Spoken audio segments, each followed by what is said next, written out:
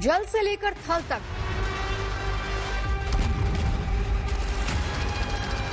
आसमान से लेकर पाताल तक,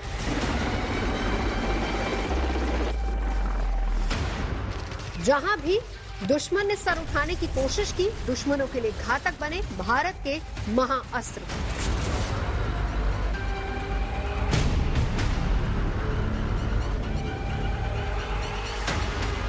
जिसके सामने हर चुनौती छोटी पड़ जाती है, हर दुस्साहस जवाब दे जाता है।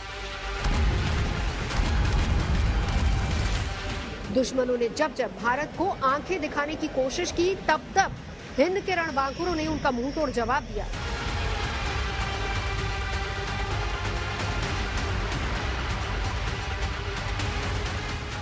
एलएसी पर चीन की गुस्ताखियों का करारा जवाब दिया। वहीं एलओसी पर पाकिस्तान की साजिशों का सर्वनाश करने में देर नहीं लगाई।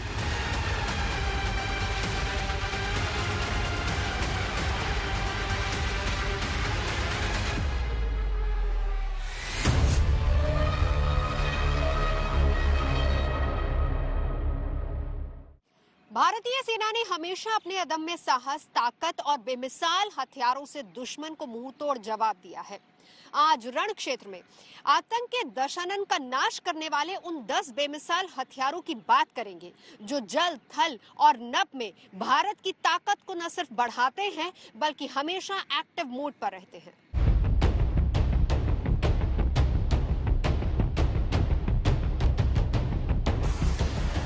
आसमान की हिफाजत करने के लिए इंडियन एयरफोर्स के पास एक से बढ़कर एक वेपन्स हैं, जो हवा में ही किसी भी चुनौती का खात्मा करने का मादा रखते हैं। 1971 के युद्ध से लेकर करगिल विजय और फिर सर्जिकल स्ट्राइक तक इंडियन एयरफोर्स ने अपनी बेमिसाल ताकत का परिचय दिया है और दुनिया को संदेश दे दिया कि भारत अपने खिलाफ होने वाली हर साजिश को कुचलने का मादा रखता है।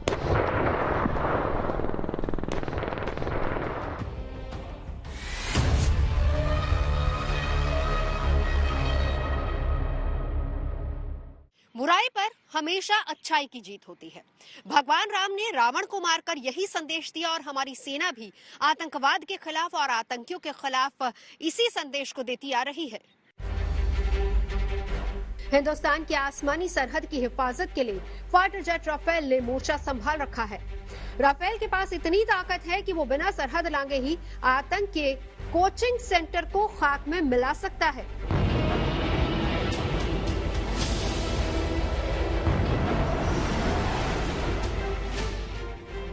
या फिर हम यूं कहें कि राफेल को अगर आतंक के खिलाफ सर्जिकल स्ट्राइक करना हो तो ये उसके लिए चुटकियों का काम है।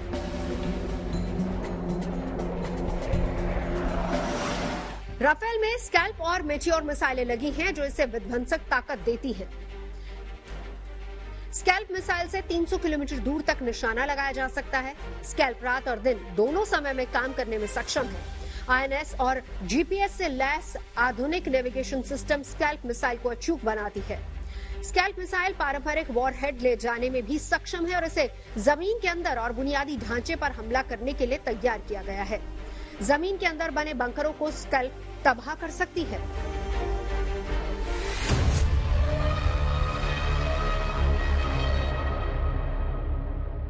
स्कैल्प मिसाइल सिस्टम जो है ये एंग्लो फ्रेंच मिसाइल सिस्टम है। इसको फ्रेंच में तो स्कैल्प बोलते हैं और इंग्लैंड में इसको स्टॉर्म शैडो बोलते हैं।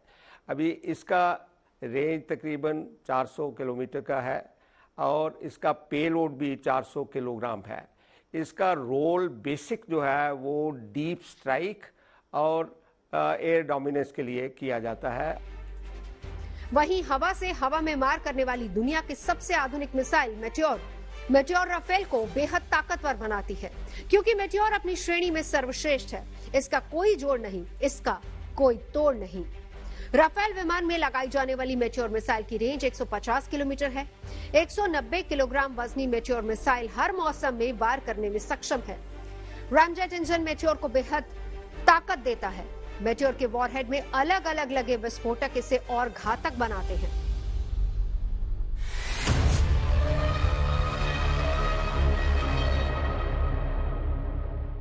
मेटियोर मिसाइल एक यूरोपियन वेपन सिस्टम है जिसको रफाल में इस्तेमाल किया जाता है और इसका बेसिक रोल जो है एयर टू एयर स्ट्राइक के लिए है और ये बहुत पावरफुल ऐसा मिसाइल सिस्टम है जो रफाल के अंदर इस्तेमाल करते हैं।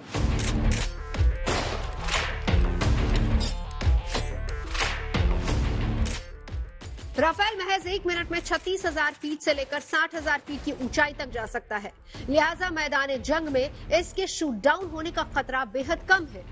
राफेल की अधिकतम स्पीड 1389 किलोमीटर प्रति घंटा है। इसकी रेंज 1700 किलोमीटर है। 60 घंटे तक लगातार हवा में उड़ान भरने में सक्षम राफेल अपने साथ 24.5 टन के हथियार भी ले जा सकता है। राफेल खरीदने की सबसे बड़ी वजह यह भी थी कि इस लड़ाकू विमान की लागत का करीब 30% अकेले रडार और सेल्फ प्रोटेक्शन सिस्टम उपकरणों पर खर्च किया गया है, जिसके कारण इसका पता लगाना और निशाना बनाना बेहद मुश्किल है। राफेल का रडार सिस्टम 100 किलोमीटर के दायरे में भी टारगेट को डिटेक्ट कर लेता है।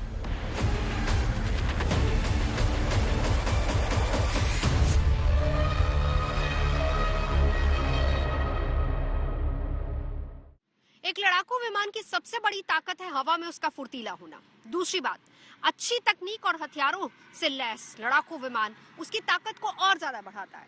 और सबसे बड़ी बात ये कि हवा में कितनी दूर तक वो देख सकता है और कितनी दूर तक वो अपना निशाना साध सकता है, इन तमाम तकनीकों से लैस है राफेल।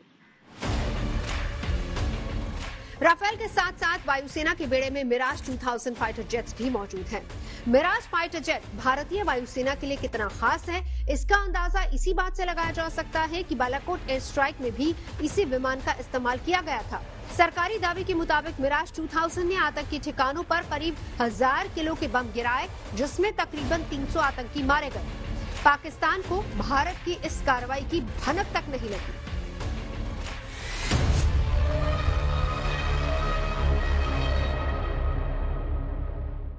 मिराज के लिए मुख्य वजह यह है कि मिराज हवाई जहाज जो है वो लॉन्ग रेंज पर पिन पॉइंट एक्यूरेसी से दुश्मन के टारगेट्स को बर्बाद कर सकता है। और अगर आप देखो, मैं तो कारगिल ऑपरेशन में जिस जगह पर टारगेट वॉर हुई उस इलाके में 4 साल था। हेलीकॉप्टर की स्पीड से भी आप एक हिल फीचर से दूसरे हिल फीचर को पहचान नहीं सकते और प्रिसीशन अटैक की आवश्यकता थी। और ये केवल और केवल काबिलियत मिराजेस में ही थी, जिसके लिए मिराजेस को इस्तेमाल किया गया। साथ ही साथ जब आपने बालाकोट एयर स्ट्राइक की, वो भी लॉन्ग रेंज से हमने दुश्मन के टारगेट को पिन पॉइंट एक्यूरेसी से डिस्ट्रॉय किया, उसके लिए भी हमने यही हवाई जहाज। इसके अलावा हिंदुस्तान के एयरफोर्स में कोई भी हवाई जहाज नहीं है जिसमें इस माफी की क्षमता है। इस क्षमता को निगाह में रखते हुए बार बार इसी को इस्तेमाल किया। मिराज विमान सिंगल सीटर लड़ाकू विमान है, जिन्हें जरूरत पड़ने पर ट्विन सीटर भी बनाया जा सकता है। भारत के पास मिराज विमानों की अभी करीब 3 स्क्वाड्रन है। मिराज करीब 17,000 किलो वजन के साथ उड़ान भर सकता है। इसकी मैक्सिमम स्पीड 2.2 मैक यानी कि 1466 नॉट्स है, जो काफी बेहतर है। भारतीय वायुसेना के पास राफेल और मिराज जैसा ही एक और ताकतवर फाइटर जेट मौजूद है। नाम है सुखोई 30 MKI। सुखोई की ताकत का अंदाजा इसी बात से लगाया जा सकता है कि दुनिया भर के 10 खतरनाक लड़ाकू विमानों में इसकी गिनती होती है। सुखोई 30 MKI को 4.5 जनरेशन का लड़ाकू विमान माना जाता है, जो 2100 किलोमीटर प्रति घंटे की रफ्तार से उड़ान भर सकता है। इसकी कॉम्बैट रेंज 3000 किलोमीटर है। सुखोई 30 MKI में 30 mm की एक ग्रुजेव शिपुनोव ऑटो कैनन लगी है, जो 1 मिनट में 150 राउंड फायर करती है, यानी दुश्मन का विमान, ड्रोन या फिर हेलीकॉप्टर का बच पाना नामुमकिन। इसमें 4 तरह के रॉकेट्स लगा सकते हैं, 4 तरह की मिसाइल और 10 तरह के बम लगाए जा सकते हैं।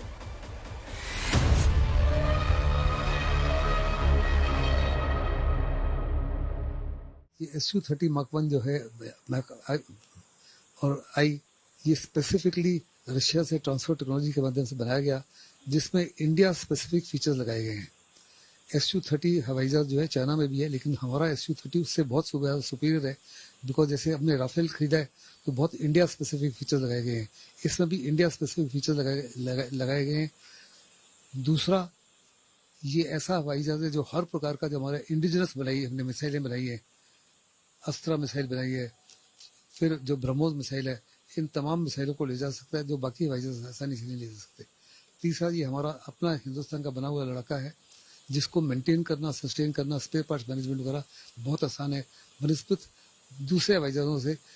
जहां आप फॉरेन पावर्स के ऊपर या फॉरेन इक्विपमेंट मैन्युफैक्चर के ऊपर डिपेंडेंट हो फॉर स्पेयर पार्ट्स।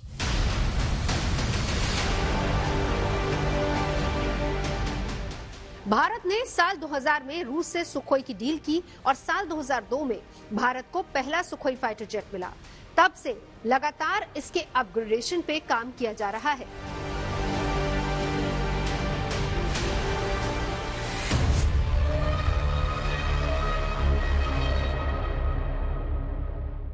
सीमा पर केवल पाकिस्तान से ही भारत को खतरा नहीं है, बल्कि एक और पड़ोसी है जिसकी हमेशा नापाक निगाहें भारत पर रहती हैं, और वो है चीन। कभी डोकलाम को अपना हिस्सा बताता है, कभी अरुणाचल की जमीन हड़पने की कोशिश करता है, लेकिन गलवान में चीनी सैनिकों के लिए भारतीय फौज भारी पड़ गई, क्योंकि भारतीय फौज के पास था जमीनी जंग का सबसे बड़ा योद्धा T-90 भीष्म टैंक। यकीन मानिए कि उसकी गर्जना से चीन के सैनिकों की हलक सूख जाती है।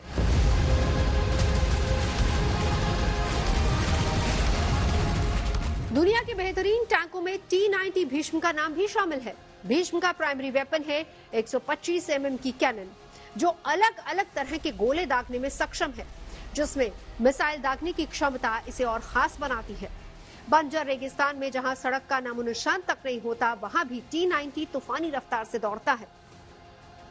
T-90 टैंक 60 किलोमीटर प्रति घंटे की रफ्तार से दौड़ सकता है। इसकी रेंज करीब 550 किलोमीटर है।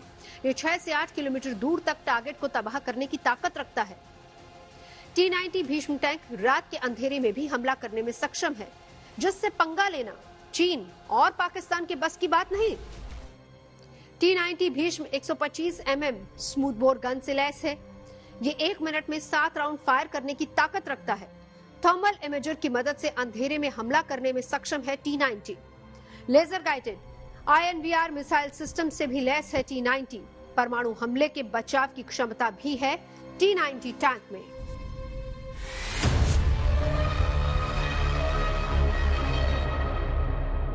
T-90 मेन बैटल टैंक, जिसको भीष्मा भी कहा जाता है, ये एक 3rd जनरेशन का टैंक है जो कि T-72 को रिप्लेस कर रहा है।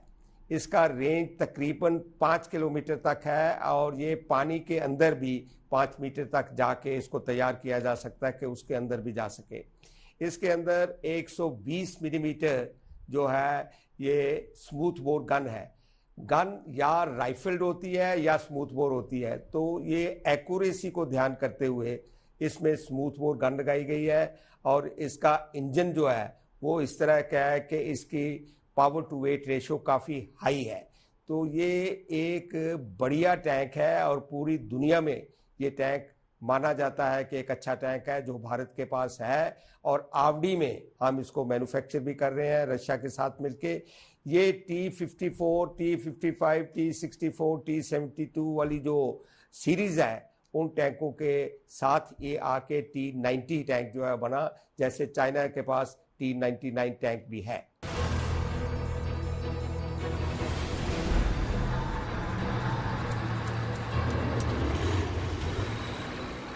T-90 टैंक भीष्म 360 डिग्री घूमकर हमला कर सकता है। T-90 टैंक भीष्म के आर्मर की परत करीब 20 इंच मोटी होती है, जो दुश्मन के एंटी टैंक मिसाइल अटैक को नाकाम कर सकती है।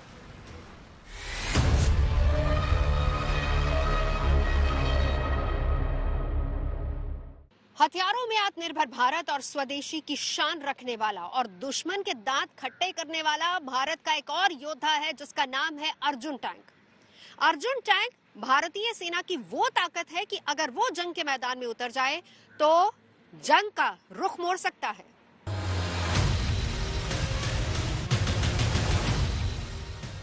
भारतीय सेना के बेड़े में 124 अर्जुन टैंकों की एक रेजिमेंट साल 2004 में शामिल की जा चुकी है, जो पश्चिमी रेगिस्तान में तैनात है।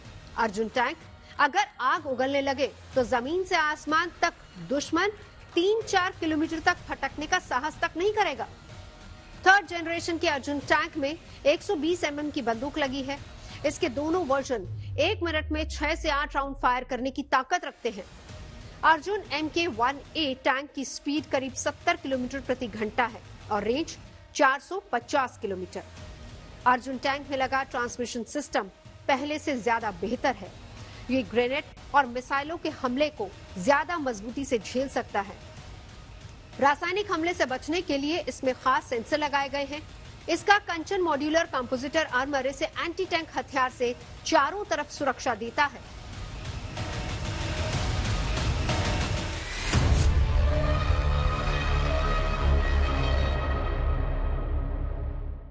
अर्जुन टैंक में रिमोट कंट्रोल और एडवांस लैंडिंग वेपन सिस्टम लगा है। इसमें लगा लेजर वार्निंग सिस्टम ये बताता है कि चेतावनी कहां से आ रही, यानी कि दुश्मन हमला कहां से कर सकता है, लिहाजा वक्त रहते बचने का मौका मिल जाता है। अर्जुन टैंक में fin stabilized piercing discarding stable गोला बारूद है। ये तकनीक दुश्मन के टैंक पर कम समय में और सटीक निशाना लगाने में मददगार साबित होती है।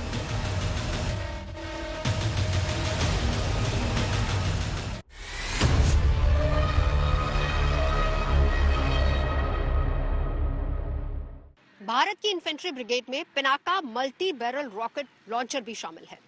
वैसे इससे पाकिस्तान खौफ खाता है।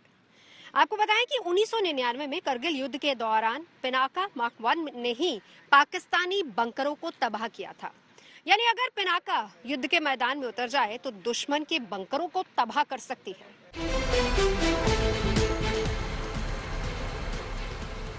पिनाका MK1 और पिनाका MK2 बरसों से हिंदुस्तान की सेना के सबसे भरोसेमंद हथियारों में से एक है।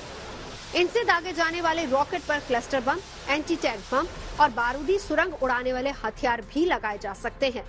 महज 44 सेकंड में इस मिसाइल सिस्टम से 12 मिसाइलें दागी जा सकती हैं। यानी ये करीब हर 4 सेकंड में एक मिसाइल फायर करती है, जिससे दुश्मन का बचना नामुमकिन होता है। पिनाका MK1 टैंक को राख करने के साथ साथ बख्तरबंद गाड़ियों को भी तबाह कर सकता है। पिनाका MK1 की रेंज 40 किलोमीटर है। पिनाका MK2 की रेंज 90 किलोमीटर है। पिनाका से दागे गए रॉकेट 5757 किलोमीटर प्रति घंटे की रफ्तार से दुश्मन की तरफ बढ़ते हैं। पिनाका रॉकेट के मार्क 2 वर्जन को एक गाइडेड मिसाइल की तरह तैयार किया गया है और इसकी क्षमता को बढ़ाने के लिए इसमें नेविगेशन कंट्रोल और गाइडेड सिस्टम जोड़ा गया है। नेविगेशन सिस्टम सीधे Indian regional navigation satellite system से जुड़ा हुआ है।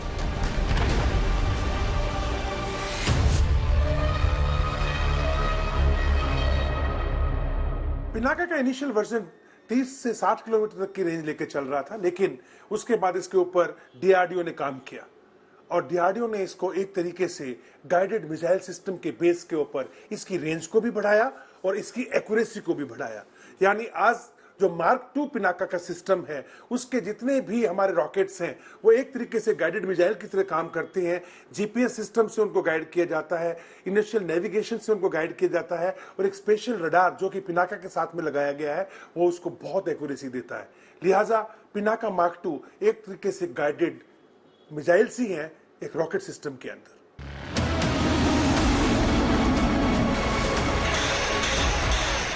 Multi barrel rocket launcher system की सबसे बड़ी खासियत यह है कि जितनी तेजी से ये प्रहार करता है उतनी ही तेजी से ये अपना लोकेशन भी बदल सकता है, जिससे दुश्मन के रडार पर आने का खतरा कम हो जाता है। इस रणनीति को शूट एंड सुकूट की रणनीति कहते हैं। लिहाजा लॉन्चर व्हीकल की मैन्यूवरेबिलिटी बहुत अच्छी होनी चाहिए। पिनाका इस पैमाने पर खरा उतरता है।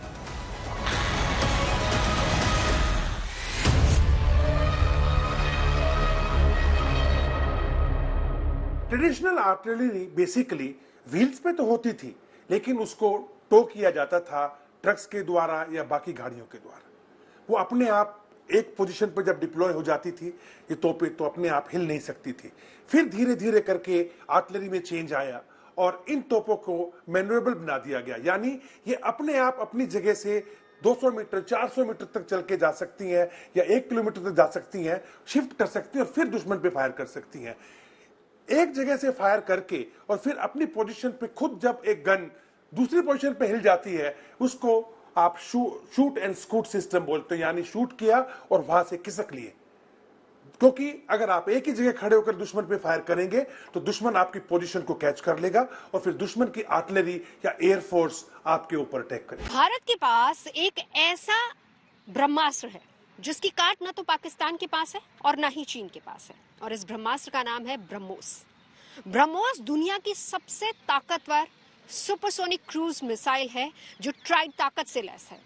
जल, थल, नभ हर जगह दुश्मन को चुनौती देने के लिए ब्रह्मोस काफी है। ब्रह्मोस मिसाइल की सबसे बड़ी खासियत ये है कि इसे लड़ाकू विमानों, पनडुब्बियों, युद्धपोतों के साथ साथ जमीन पर मौजूद सिस्टम समेत कई अलग अलग प्लेटफॉर्म्स की मदद से लॉन्च किया जा सकता है। भारत की तीनों सेनाओं में ब्रह्मोस मिसाइल को शामिल किया गया है। मिसाइल आवाज की करीब 3 गुना तेजी से लक्ष्य की ओर बढ़ती है। इतनी स्पीड पर किसी भी रडार के लिए बहुत मुश्किल है इसे पकड़ना। अगर रडार पर मिसाइल पकड़ में आ भी गई तो दुश्मन को संभलने का ज्यादा वक्त नहीं मिलेगा। ब्रह्मोस मिसाइल की रफ्तार 2.5 से 3.0 मैक है, यानी ब्रह्मोस मिसाइल 1 सेकंड में करीब 1 किलोमीटर की दूरी तय कर लेती है। ब्रह्मोस मिसाइल मैन्यूवरेबल तकनीक से लैस है, यानी ये हवा में ही रास्ता बदल सकती है और चलते फिरते लक्ष्य को भेद सकती है। ब्रह्मोस मिसाइल की सबसे बड़ी खासियत है इसे वर्टिकल या फिर सीधे कैसे भी दागा जा सकता है। ये 10 मीटर की ऊंचाई पर उड़ान भर सकती है, जिससे ये रडार की पकड़ में नहीं आती। ब्रह्मोस की रेंज करीब 290 किलोमीटर है, जिसे 600 किलोमीटर तक बढ़ाने के लिए परीक्षण किया जा रहा है।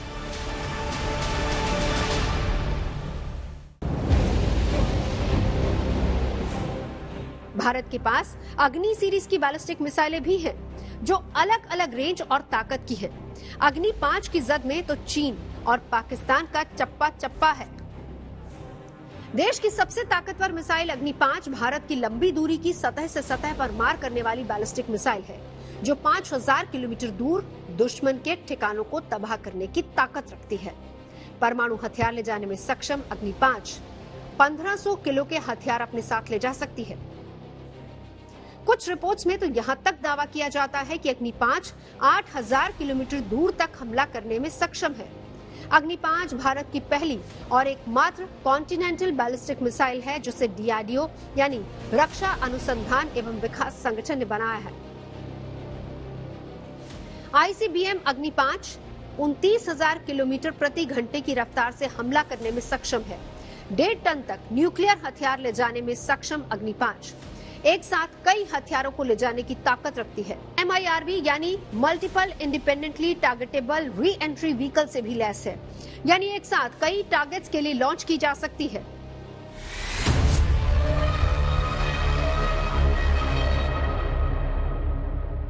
अग्नि मिसाइल 1999 में इसको लॉन्च किया गया। सबसे पहले ये surface to surface hypersonic missile है, यानी इसका 25 मैक की तकरीबन स्पीड है और इसकी एक्यूरेसी जो है वो 20 से 25 मीटर के अंदर आती है।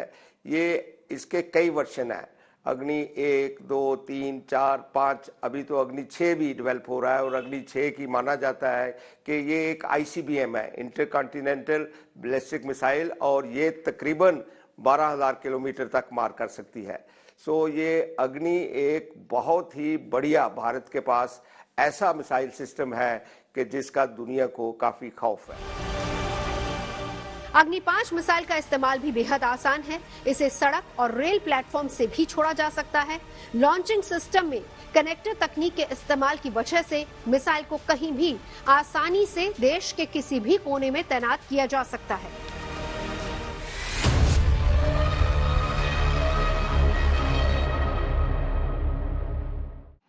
वैसे जमीन और आसमान के अलावा भारत की समुद्री ताकत भी बेजोड़ है, क्योंकि भारत के पास है INS विक्रांत। और INS विक्रांत समुद्र का ऐसा योद्धा है जिसके समंदर में रहते हुए कोई भी देश भारत की दहलीज की तरफ आंख उठा के नहीं देख सकता। देश का सबसे बड़ा एयरक्राफ्ट कैरियर अजय है, अभेद है। इसके रहते दुश्मन हिंदुस्तान की सरहद के आसपास भी खटकने की गुस्ताखी नहीं करता। विक्रांत लहरों पर चलता फिरता ऐसा अभेद किला है जिसके पराक्रम की धमक पाताल तक सुनाई देती है। INS विक्रांत की अधिकतम गति 51 किलोमीटर प्रति घंटा है, जबकि सामान्य गति 33 किलोमीटर प्रति घंटा है और इसमें कुल 14 फ्लाइट डेक्स हैं, जो 12,500 वर्ग मीटर के क्षेत्र में फैले हैं। फ्लाइट डेक्स उस जगह को कहा जाता है जहां से लड़ाकू विमान टेक ऑफ या फिर लैंडिंग करते हैं। आप चाहें तो इसे एक रनवे भी समझ सकते हैं, जो लगभग 2.5 फुटबॉल फील्ड के बराबर होता है। आईएनएस विक्रांत एक समय में 30 फाइटर जेट्स के साथ समुद्र में दुश्मन पर नजर रख सकता है।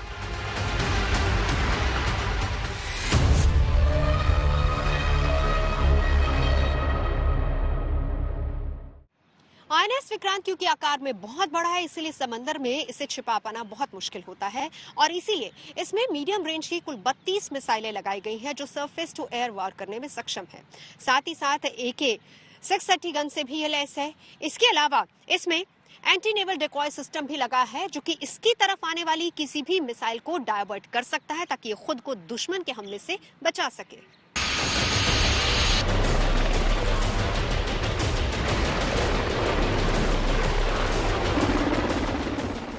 समुद्री सरहद की निगरानी के लिए वायुसेना के पास most advance military chopper MH-60R Seahawk helicopter भी है, जिसे MH-60 रोमियो का नाम भी दिया गया है। MH-60R के बारे में कहा जाता है कि उसके पास बाज से भी तेज निगाहें हैं, जो पाताल में छिपे दुश्मन को ढूंढ लेता है और फिर उसे तबाह करके ही दम लेता है। MH-60R सीहॉक एक मल्टी रोल हेलीकॉप्टर है। सबसे एडवांस एंटी सबमरीन हेलीकॉप्टर पनडुब्बियों और युद्धपोतों पर अचूक निशाना लगाने में सक्षम है। MH-60R हेलीकॉप्टर में कई मोड वाले रडार, नाइट विजन उपकरण लगे हैं, जिससे दुश्मन आसानी से डिटेक्ट हो जाता है। 12,000 फीट की ऊंचाई पर उड़ान भरने में सक्षम MH-60R हेलीकॉप्टर समंदर की गहराई में छिपे दुश्मन की पनडुब्बी को तबाह करने की ताकत रखता है।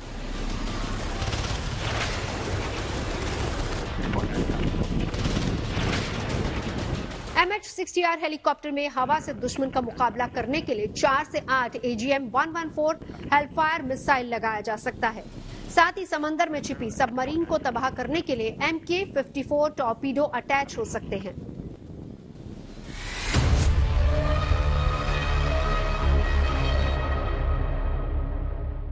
हिंद महासागर की सुरक्षा को लेकर पूरा विश्व आज की डेट में चिंतित है। किस तरीके से चाइना के विंग्स को कंट्रोल किया जाए, इसको लेकर तमाम तरीके की एक्सरसाइज हिंद महासागर इंडो पैसिफिक रीजन में होती रहती हैं। सी हॉक जो हेलीकॉप्टर है वो इसमें एक अहम भूमिका निभाता है। इससे नेवी की ऑपरेटिंग रेंज बढ़ जाती, उनका सर्वेलेंस सिस्टम स्ट्रांग होता और वो anti submarine, anti maritime operation launch करने के लिए कैपेबल हो जाता है। लिहाजा सारे तरीके के प्लेटफॉर्म जब इस रीजन में ऑपरेट करते हैं तो वो टेंडम में काम करते हैं, एक दूसरे के म्यूचुअल सपोर्ट में काम करते हैं और इसी के तहत सी हॉक जो हेलीकॉप्टर है वो बहुत ही इंपॉर्टेंट हो जाता है। MH-60R हेलीकॉप्टर एंटी सबमरीन के अलावा निगरानी, सर्च ऑपरेशन और रेस्क्यू मिशन में भी कारगर है। साथ ही गनफायर, लॉजिस्टिक सपोर्ट में इसका कोई सानी नहीं। यही वजह है कि इसे लहरों का सिकंदर कहा जाता है। MH-60R ऑल वेदर हेलीकॉप्टर है, यानी ये हर मौसम में अपना मिशन बाखूबी अंजाम दे सकता है। हवा में इसकी बेजोड़ रफ्तार इसे और ताकतवर बनाती है। MH-60R हेलीकॉप्टर की रफ्तार 267 किलोमीटर प्रति घंटा है, जो एक बार में 830 किलोमीटर तक का सफर तय कर सकता है। रोमियो हेलीकॉप्टर की खास बात यह है कि इसे एयरक्राफ्ट कैरियर के साथ साथ फ्रिगेट जहाजों में भी ऑपरेट किया जा सकता है, जो इसकी ताकत को कई गुना बढ़ा देता है। हिंद महासागर में चीन अपना पांव पसारने की फिराक में है, वहीं अरब सागर के रास्ते भी खतरा है। लिहाजा भारत ये नहीं चाहता कि कहीं भी चूक की कोई गुंजाइश रह जाए और यही वजह है कि भारत दुनिया की बेहतरीन और मोस्ट एडवांस्ड हेलीकॉप्टर MH-60R को नौसेना में शामिल करने का फैसला कर चुका है। दिल्ली से नवजोत रंधावा के साथ bureau report, good news today.